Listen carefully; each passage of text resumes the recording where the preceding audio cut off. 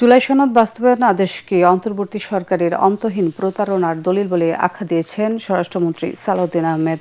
এই ইস্যুতে সংসদে নির্ধারিত আলোচনায় সংবিধান সংশোধনে বিশেষ কমিটি গঠনেরও প্রস্তাব দেন তিনি। অন্যদিকে গণভোট ও সংস্কার ইস্যুতে সরকার সব বিরোধিতা করছে বলে অভিযোগ করেন বিরোধী দলীয় নেতা ও জামাতের আমির ডাক্তার শফিকুর রহমান। সরকার ও বিরোধী দলের তুমুল বিতর্কের পর জুলাই সনদ বাস্তবায়ন নিয়ে কোনো সিদ্ধান্ত ছাড়াই অধিবেশনে মুলতবি করেন স্পিকার। বিস্তারিত জানাচ্ছেন একরামুল হক সাইম। বলছে জুলাই জাতীয় সনদ 2025-এর যে সকল বিষয়ে ঐক্যমত হয়েছে উইথ নোট অফ ডিসেন্ট। কিন্তু এখানে নোট অফ ডিসেন্টের প্রশ্নটা কোথায়? এখানে নোট অফ ডিসেন্টের অংশটা কোথায়? আপনি প্রস্তাবটা করলেন আর নোট অফ ডিসেন্ট সহ যেভাবে আমরা ঐক্যমত হয়েছে সেটা লিখলেন না। তার মানে এটা হচ্ছে একটা জাতীয় প্রতারণা দলিল। ইন্টারিম গভর্নমেন্ট, অস্থায়ী গভর্নমেন্ট, তত্ত্বাবধায়ক সরকারের মতো মৌলিক কোনো বিষয়ে সিদ্ধান্ত নেওয়ার এখতিয়ার রাখে না। তারা কিভাবে একটা অবৈধ আদেশ জারি করে রাষ্ট্রপতিকে দিয়ে? আমি মহামান্য রাষ্ট্রপতির সাথে তখন কথা বলেছিলাম যে মহামান্য রাষ্ট্রপতি, আপনি কি আদেশ জারি করতে পারেন? বলে আমি তো পারি না, কিন্তু আমাকে পারাচ্ছে। তা এখন সংসদে অন্তর্বর্তী সরকারের বিরুদ্ধে বোমা ফাটালেন স্বরাষ্ট্রমন্ত্রী সালাউদ্দিন আহমেদ। গণভোট অধ্যাদেশ ও জুলাই সনদ বাস্তবায়ন আদেশের বৈধতা নিয়ে প্রশ্ন তুললেন একেবারেই রাগডাক ছাড়াই। আর একটা ভোট যেটা গণভোট হয়েছে সেটা সংস্কারের পক্ষে আছে কিনা হ্যাঁ অথবা না বলে। আমার এই এখতিয়ার সংসদ সদস্য হিসেবে, এই সার্বভৌম সংসদের এখতিয়ার কি একটা গণভোটের সংস্কারের হ্যাঁ অথবা না দিয়ে 70% কথা যেটা বলছে সেটা কি ভায়োলেট করা যায়? জবাবে বিরোধী দলীয় নেতা ডাক্তার শফিকুর রহমান গণভোট ও জুলাই সনদ ইস্যুতে বিএনপি ও সরকারের স্ববিরোধিতার অভিযোগ তুলেন। বলেন, আইন ও সংবিধানের বেড়াজালে জনগণের অভিপ্রায়কে উপেক্ষা করা হচ্ছে। জনাব সালাউদ্দিন আহমদ সাহেব বলেছেন যে আদেশটা দেওয়া হয়েছে এটা একটা অন্তহীন প্রতারণা করা হয়েছে। কে করেছে? ইন্টারিম গভর্নমেন্ট এবং প্রেসিডেন্ট মিলে করেছেন। তো এইটা তো নভেম্বরের 13 তারিখ হয়েছে, আর ভোট হয়েছে 26 সালের 12 ফেব্রুয়ারি। দীর্ঘ সময় মাঝখানে ছিল।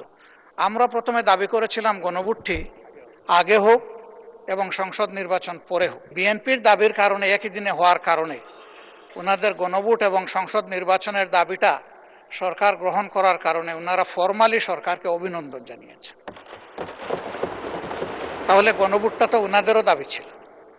গণভোটে কি কি বিষয় অন্তর্ভুক্ত হবে তা কিন্তু আগেই তাদের ওয়েবসাইটে প্রচার করা হয়েছে। আমি নিজে সংস্কার এর জন্য যে ঐকমত্য কমিশন হয়েছিল সেখানে কোনো মেম্বার হিসেবে যোগদানের সৌভাগ্য অর্জন করি নাই, কিন্তু এখানে অনেকে ছিলেন, তাদের হাতেই তো এগুলো ফর্মুলেট হয়েছে।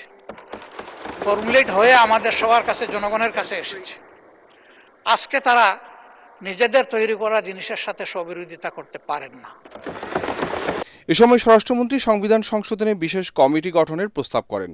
অন্যদিকে সংসদ সদস্যদের আলোচনার প্রেক্ষিতে জুলাই সনদ বাস্তবায়নে কমিটি গঠনের আহ্বান জানান বিরোধী দলীয় নেতা। যে বিষয়ের উপরে আলোচনা হয়েছে সেই বিষয়ের উপরে একটা কমিটি আপনি যদি উত্তম মনে করেন আপনি করে দিতে পারেন, তবে সেখানে আমাদের আহ্বান থাকবে যে দুই দিক থেকেই সমান সংখ্যক সদস্য নিয়ে যেন ওই কমিটি গঠিত হয়। আমি আজকে এই মহান জাতীয় সংসদে প্রস্তাব রাখছি on behalf of our leader of the house.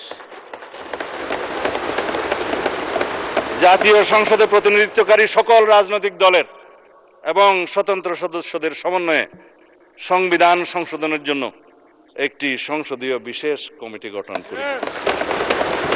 এর আগে মঙ্গলবার বিকেলে বিরোধী দলীয় নেতা ডাক্তার শফিকুর রহমানের প্রস্তাবে সংসদ অধিবেশনে জুলাই জাতীয় সনদ বাস্তবায়ন আদেশ নিয়ে নির্ধারিত আলোচনায় পাল্টাপাল্টি যুক্তি তুলে ধরেন সরকার ও বিরোধী দলীয় সংসদ সদস্যরা। জুলাই সনদ বাস্তবায়নের ব্যাপারে সকলের মধ্যে আলোচনা হয়েছিল, সেই আলোচনার প্রসঙ্গ তারা সংসদে এসে কিভাবে ভুলে গেলেন সেটা আমি তাদের কাছে জানতে চাই। মাননীয় স্পিকার, যদি জুলাই সনদের বিরুদ্ধে আমরা স্ট্যান্ড করি, এরা স্ট্যান্ড, আমাদের ঐক্য স্ট্যান্ড করে, আমি আন্দালিব রহমান পার্থ তার বিরুদ্ধে দাঁড়িয়ে কথা বলবো ইনশাআল্লাহ। But you don't dictate us the প্রক্রিয়া, the system, how we do it. পক্ষ থেকে আজকে এই মুলতবি প্রস্তাবের জন্য আমরা মঙ্গলবার রাতে চূড়ান্ত কোনো সিদ্ধান্ত না দিয়ে আলোচনা অসমাপ্ত রেখে সংসদ মুলতবি করেন স্পিকার হাফিজ উদ্দিন আহমেদ। ইকরামুল হক সায়েম, এটিএন বাংলা, ঢাকা।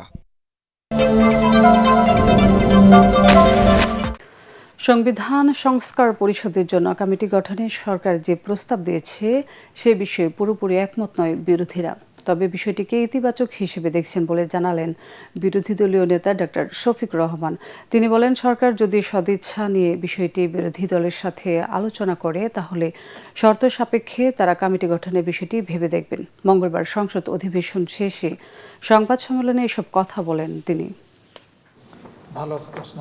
এখানে সংস্কার পরিষদ এবং পরিষদের সভা আহ্বান সংক্রান্ত এই নোটিশ, যদি এই বিষয়কে কেন্দ্র করে কোনো সংস্কার বিষয়ক কমিটি গঠন করা হয় তাহলে আমরা এটা ইতিবাচকভাবে গ্রহণ করার সুযোগ আছে। তবে শর্ত হচ্ছে সেখানে উভয় পক্ষ থেকে সমান সংখ্যক সদস্য থাকবে। মাননীয় আইনমন্ত্রী তিনি বক্তৃতায় উঠে আমাকে মিসকোট করেছেন, বলেছেন যে এই প্রস্তাব ওনারা যেভাবে সংবিধান সংশোধনের জন্য দিয়েছেন আমরা সেটা গ্রহণ করেছি। আসলে আমরা সংবিধান সংশোধন সংক্রান্ত কোনো প্রস্তাবে আমরা মতামত দেইনি। সংবিধান সংস্কার পরিষদকে বাস্তবায়নের জন্য আমাদের এই কর্মসূচি, সেটার বাইরে গিয়ে কোনো কিছু সেই ব্যাপারে অবশ্যই আমাদেরকে ভেবেচিন্তে সিদ্ধান্ত নিতে হবে। এবং আমরা মনে করি যে এর মধ্য দিয়ে যে শুভঙ্করের ফাঁকিগুলো দেওয়ার কথা বলা হচ্ছে সেই বিষয়গুলো জাতির সামনে আগামীকাল আসলে আরও পরিষ্কার হবে এবং তখন জাতির সিদ্ধান্ত নেবে যে আসলে আমাদের বিরোধী দল হিসেবে কী করণীয় থাকতে পারে।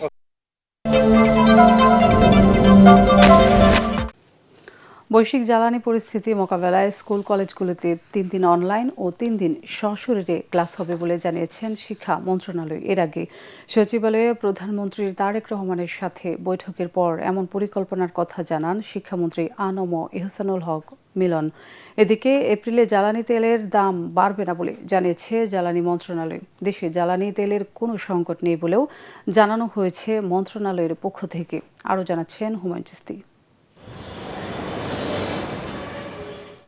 সকালে সচিবালয়ে প্রধানমন্ত্রী তারেক রহমান বৈঠক করেন শিক্ষা এবং জ্বালানি মন্ত্রী সহ সংশ্লিষ্ট কর্মকর্তাদের সাথে। পরে শিক্ষামন্ত্রী সাংবাদিকদের জানান, বৈশ্বিক জ্বালানি সংকট মোকাবেলায় স্কুল কলেজের ক্লাস অনলাইন ও সশরীরে করার পরিকল্পনা করছে শিক্ষা মন্ত্রণালয়। তিনি বলেন, বেশিরভাগ অভিভাবক অনলাইনে ক্লাস চাইলেও উভয় পদ্ধতিতেই ক্লাস চালু রাখতে চায় সরকার। বিকেলে মন্ত্রণালয় থেকে জানানো হয়, সপ্তাহে 3 দিন অনলাইন ও 3 দিন সশরীরে ক্লাস হবে। Not the university, I'm talking about the school system এর মধ্যে করছি, English medium, Bangla medium, all medium, specially the metropolitan সিটির কথা আমরা বলছি। 55% পিপল চাচ্ছে, ইউজার্সরা চাচ্ছে যে তারা যেন অনলাইনে যায়, বাট কমপ্লিটলি অনলাইনে যদি যাওয়া হয় যেটা আমরা আবার আনসোশ্যাল হয়ে যাব। এদিকে এপ্রিলেও জ্বালানি তেলের দাম না বাড়ানোর সিদ্ধান্ত নিয়েছে সরকার। মন্ত্রণালয়ের পক্ষ থেকে জানানো হয়েছে, দেশে প্রয়োজনীয় জ্বালানি তেলের মজুদ রয়েছে। আমরা মার্চ মাসেও আপনাদেরকে আশ্বস্ত করেছি যে আমাদের কোনো সংকট নেই। এপ্রিলের একদিন আগে দাঁড়িয়েও আমি বলছি আপনাকে, ইনশাল্লাহ কোনো অসুবিধা নেই। আমাদের সম্পূর্ণ প্রস্তুতি আছে। সাপ্লাই চেইনে যা যা করা দরকার, যেটুকু ডিজেল প্রতি মাসে চাহিদা, যেটুকু অকটেন প্রতি মাসে চাহিদা, সেটা কিভাবে নিশ্চিত করা যায় আমরা কাজ করছি। মানুষ যদি স্বাভাবিক কেনাকাটা করে কোনো অসুবিধা ইনশাল্লাহ হবে না। এছাড়াও ডাক, টেলিযোগাযোগ ও তথ্য প্রযুক্তি মন্ত্রণালয়ের উপদেষ্টা মন্ত্রীসহ ঊর্ধ্বতন কর্মকর্তাদের সাথে বৈঠক করেন প্রধানমন্ত্রী তারেক রহমান। হুমায়ুন চিস্তি, এটিএন বাংলা, ঢাকা।